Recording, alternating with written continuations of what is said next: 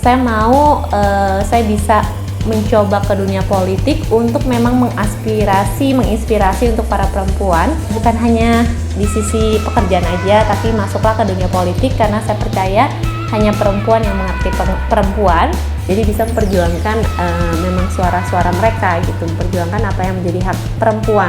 Dengan adanya Bapak Erlangga di dalam, tentu membuat masyarakat Indonesia itu sangat dibantu sih. Ngopi bagi sebagian besar kita bukan lagi sekedar gaya hidup, namun sudah menjadi kebutuhan pokok. Begitu pula dengan berita politik, tak lagi sekedar informasi sambil lalu, namun sudah menjadi kebutuhan kita. Warkop Kagol hadir sebagai program informasi yang menghadirkan tak hanya update berita, namun juga insight dan analisis perkembangan politik tanah air bersama para narasumber terpercaya yang dikemas santai sembari kita menikmati secangkir kopi. Warkop Kagol, warung komunikasi politik. Bincang politik seru sambil ngopi hanya di Warkop Kagol. Mbak Lolita, apa kabar? Baik, Kakak apa kabar? Baik. Terima kasih udah datang di acara kita, Warkop Kagol, acara bincang politik santai dengan para politisi muda dari Partai Golkar. Hari ini kita kedatangan tamu istimewa, seorang politisi muda yang kebetulan juga menjabat jadi Ketua KPPG Jakarta Barat, Lolita Eri. Nama lengkapnya siapa ya? Nama lengkap aku Era Lolita Suryana, tapi aku ada marga, jadi namanya Tan Era Lolita Suryana. Oh oke. Ya. Jadi tapi kita panggil aja bebas, Lolita gitu bebas. ya.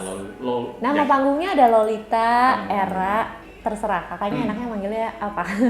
Oke. Ya. Lolita ini kalau saya nggak salah tangkap itu aktif juga selain di politik, aktif juga di dunia entertainment ya, banyak main sinetron dan sebagainya ya. Boleh cerita dikit aktivitas selama ini apa ya? Aktivitas saya kebetulan ibu rumah tangga, terus juga saya pengusaha, saya main di bidang garment, terus juga syuting juga, tergantung ada jobnya di mana seperti itu. Oke, jadi multi activity, multi talent ngurusin keluarga juga. Ya. Ada anak? Anak aku 2 kebetulan.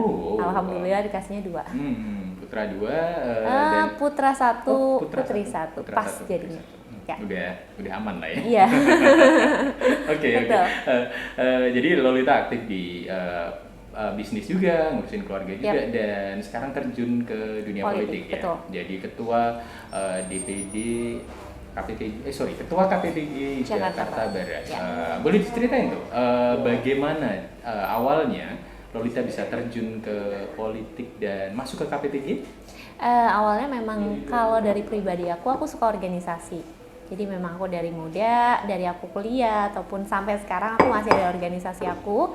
Dan memang kebetulan aku tertarik di dunia politik, aku lihat perempuan atau milenial kan sekarang jarang banget untuk kayak mencoba politik. Karena mereka pikir apaan itu, kayak nggak ada guna. Tapi menurut saya pribadi ini berguna banget karena kenapa? Karena suara milenial ini biasanya lebih kreatif, lebih bisa dijangkau, karena kalau dilihat untuk posisi sekarang milenial kan udah banyak banget, tapi memang sekarang juga udah banyak banget milenial juga yang terjun, tapi untuk perempuan hanya sedikit.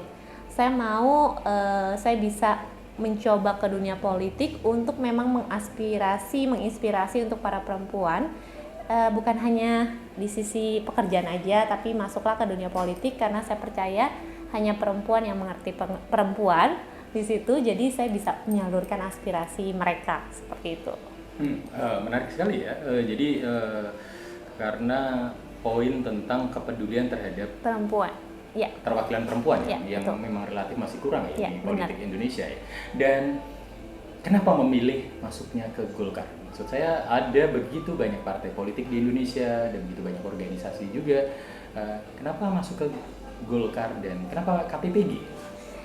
Pertama mungkin karena memang Golkar udah konsistensinya tuh udah lama sekali kalau dilihat, dan juga untuk sepak terjang dan segala macam, saya melihat senior juga yang luar biasa, kekeluarganya juga luar biasa, aspirasinya juga bisa tersalurkan, yang saya lihat seperti itu.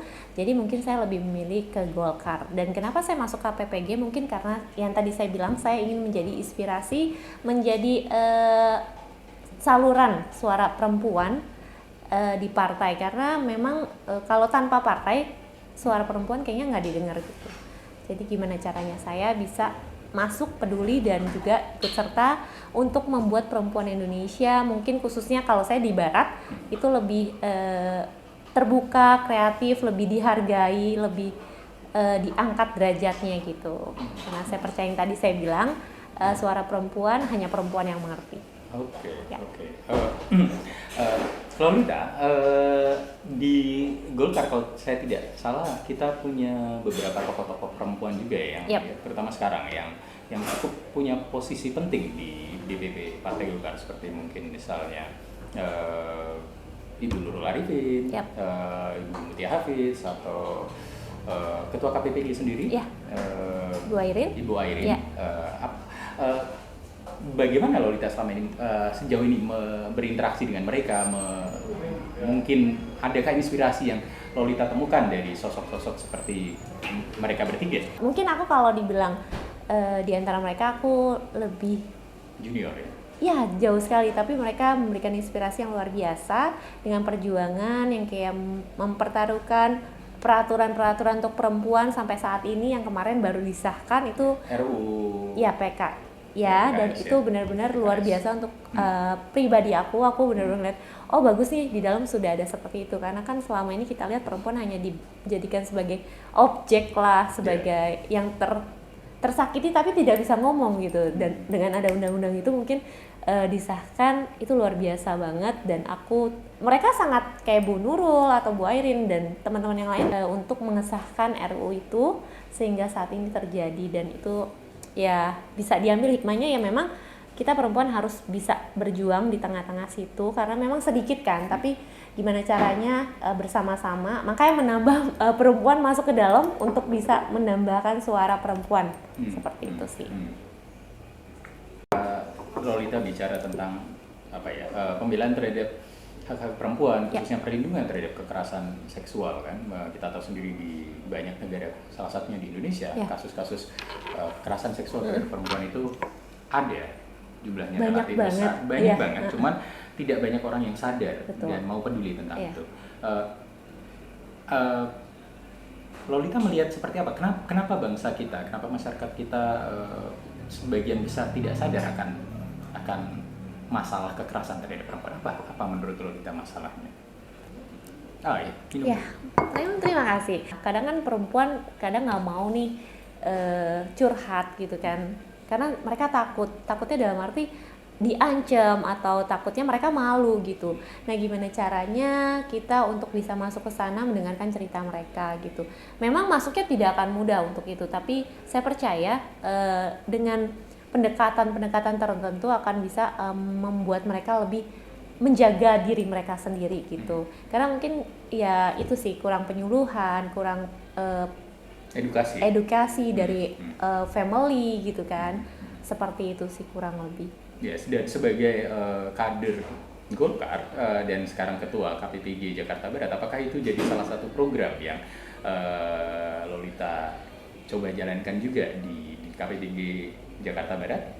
Betul banget, karena memang kalau untuk di Jakarta Barat itu kurang sekali edukasi untuk mengenai gimana caranya menjaga diri sendiri, gimana caranya untuk tidak dijadikan objek gitu, gimana caranya mereka bisa speak up untuk ngomong kita begini gitu. Karena sekarang kan banyak banget media sosial, dan aku percaya ketika itu di up media sosial pasti langsung tuh ya kalau sekarang kan gitu. Itu sih. Jadi kita memanfaatkan untuk media IT, sosial ya, untuk teknologinya. melakukan edukasi ya. Ya, benar banget. Dan mungkin bisa juga langsung ke lokasi gitu dengan ada penyuluhan seperti itu sih, kerjasama dengan RT RW yang ada di kelurahan aku. Itu gitu. yang dijalankan oleh KPPG Jakarta Barat ya. Betul. Bawah koordinasi dari Lolita ya. Terus sama satu lagi UMKM. Jadi meningkatkan jadi gimana caranya mereka kebanyakan ibu-ibu kan di rumah nih. Anak-anak juga nggak ngapa-ngapain gitu. Gimana caranya bisa meningkatkan mereka supaya ada aktivitas lah, supaya tidak ke arah ke sana kan. Jadi kita biasanya mengadakan kayak bazar, terus kita kayak ambil barang-barang mereka UMKM untuk kita jual lagi gitu. Seperti itu kita tampung, kita buatkan media sosial, kita memberikan pelajaran itu juga gitu. Seperti itu sih. Ya, jadi edukasi dan bisa dibilang advokasi ya terhadap Benar. apa namanya lingkungan sekitar di Jakarta Barat Ya, yang itu menjadi betul. concern utama KPPG di bawah Lolita. Lolita kan terjun di selain di politik, Lolita tadi sebut berbisnis juga Ya, dan apa namanya sering main sinetron. Oh ya. iya, iya. Nah, apa nih? Boleh dong cerita sinetron macam apa sih yang biasa Lolita bintangi dan dari kapan? Kalau yang dibintangi sebenarnya kalau ngeliat aku mungkin aku jadi jahat, cuman sebenarnya aku nggak jahat loh, aku baik gitu kan. Ada salah satu stasiun TV yang mungkin memang terzolimi gitu judulnya gitu. Okay. Jadi banyak bermain di sinetron yang terzolimi ya? Ya seperti itu. Ya, mungkin kawan-kawan Kabar Golkar dimanapun Anda berada, kalau sempat nonton TV dan tune in ke stasiun-stasiun TV yang sering menayangkan terzolimi mungkin akan familiar dengan wajah Lolita ya. Dari kapan? Aku 2017. 2017 ya? Jadi aku sebenarnya tuh asli orang Lampung, aku move ke sini hanya study. Terus jurusannya komputer akuntansi. Oh, komputer akuntansi. Kakak di Bron ya. After itu aku bersama teman-temanku sih lagi jalan-jalan, lagi belanja, kayak ada yang nawarin mau casting gak gitu. Oh gitu, jadi scouting di mall? Iya, aku coba aja sih, waktu masih belia ya, belum sekarang. Nah gitu aku coba ya, mungkin dari situ aku dapat kayak iklan, aku dapat sinetron gitu, baru sampai sekarang seperti itu. Enjoy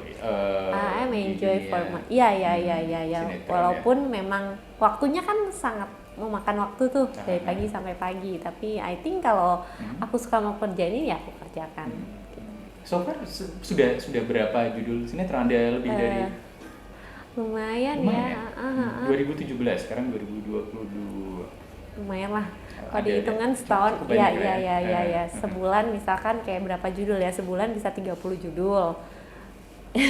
Wow. Jadi lumayan karena satu episode yang kita mainkan itu 4 hari. 5 hari gitu. Sudah. Aku juga pernah nge-host kan. Jadi ya gitulah, yang ada aku isi aja. Multi talented lah. Banyak yang bisa dilakukan. Selama itu positif, kenapa tidak? Meskipun kadang perannya yang didapat katanya peran-peran yang antagonis ya. Antagonis, iya. Kamu ada masalah nggak dengan peran-peran yang antagonis kayak gitu? Maksudnya peran antagonis, perempuan, tidak khawatir bahwa nanti publik kita, para penonton melihat bahwa ini Lolita kayaknya galak nih atau apa? Pernah nggak menemui kayak gitu?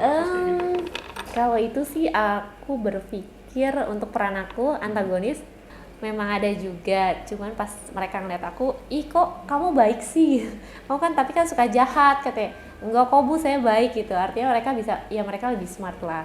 Tapi memang ada ibu-ibu yang kalau nggak suka dicubit-cubit gitu juga ada juga gitu kan. Cuman, ih kenapa dicubit-cubit? Ya kamu suka jahat. Enggak, saya nggak jahat. Aslinya mereka baru ketawa-tawa gitu. Mungkin seperti itu sih. Menarik gitu ya,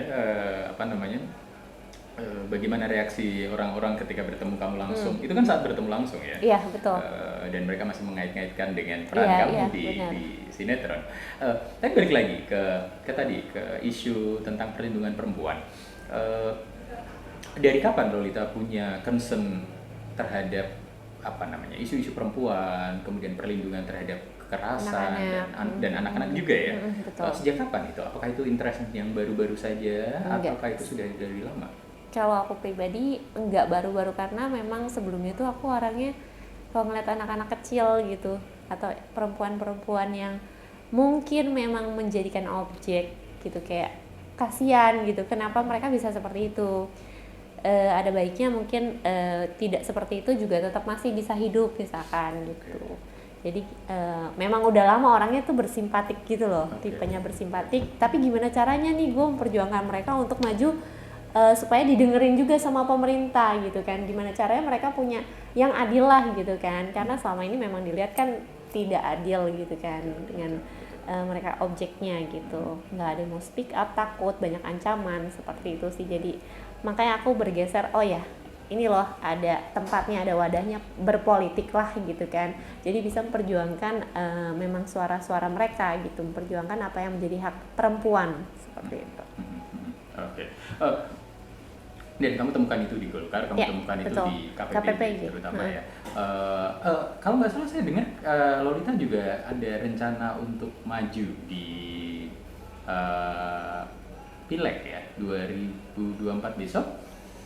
Ya insya Allah. Insya Cuman Allah kalau ya. memang amanah, kalau emang dari warga menginginkan saya untuk maju, dari partai ingin saya maju, saya insya Allah akan maju gitu.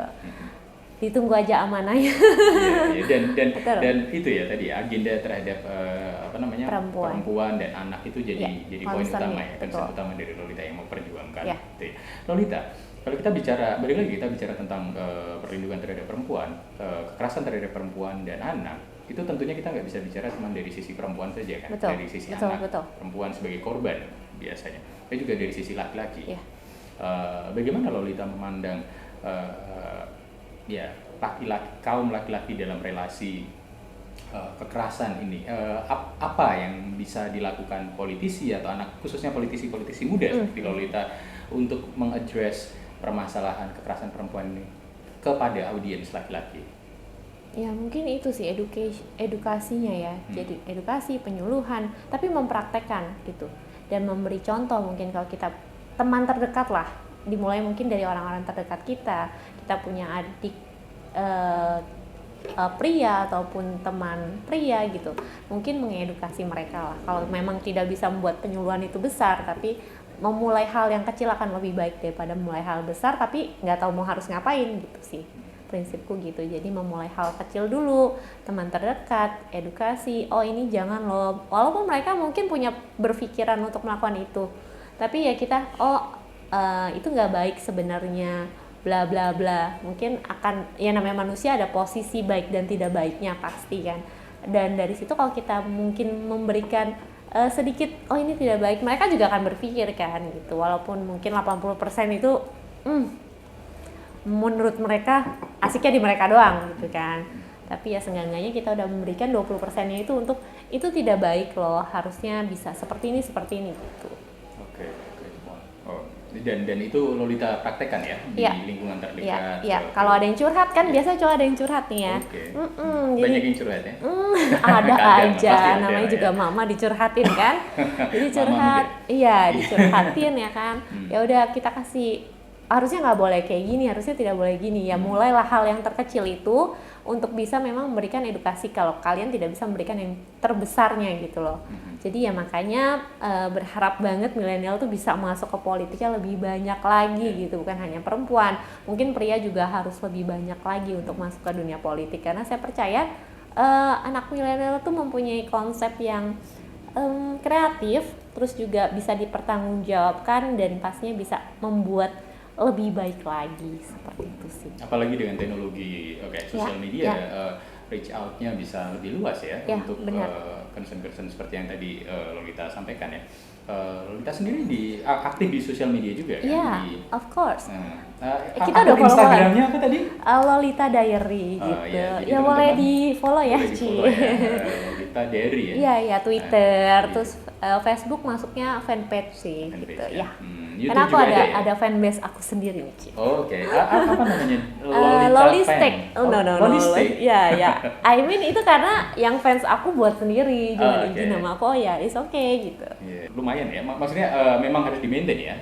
Harus di-maintain sih dari. Dan Lolita menggunakan sosial media itu untuk menyampaikan pikiran-pikiran seperti yang Lolita sampaikan tadi. Iya, terkadang ada seperti itu, terkadang kegiatan aku sehari-hari gitu. Ya positif sih, aku memberikan hal yang positif di dalam media sosial, karena terkadang kan banyak cewek curhat ya di sosial media ya, lagi galau dikit curhat. I think harus smart lah menggunakan sosial media, bukan untuk tempat curhat gitu. Tidak semua orang harus tahu masalah kita gitu. Gunakan hal yang positif dengan memberikan ya konten-konten yang memang positif atau quote-quote yang positif untuk orang. Oh iya ya, Iya nih benar gitu, bersemangat lagi untuk melakukan kehidupan yang memang keras ini gitu. Ya, apalagi dengan figur Lolita yang kita bisa nyebut sebagai selebriti kan, punya followers banyak lah. Jadi artinya setiap konten yang Lolita post itu pasti punya influence, punya dampak kepada para audiens ini kan. Ya sangat menarik tadi kalau dibilang bahwa harus memposting konten-konten positif dan sebagainya. Lolita, di Golkar, saya tertarik bicara tentang Golkar.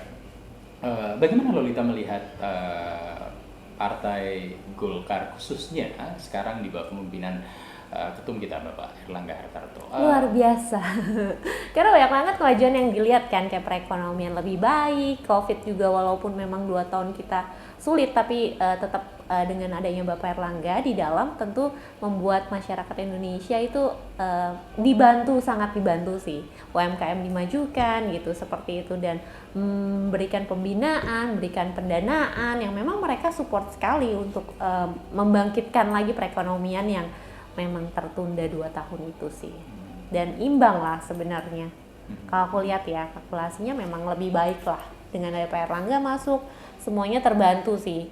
Walaupun banyak isu-isu yang tidak benar, ya itu harus di cross check nih buat para media sosial, pengguna media sosial memang harus di cross check ketika mendapat, ya biasalah sekarang udah menuju panas-panasnya kan, harus benar di cross check apakah itu benar atau enggak gitu. Banyak banget isu yang menjatuhkan gitu, tapi harus lihat lebih jauh lagi, ditatap lebih jauh lagi.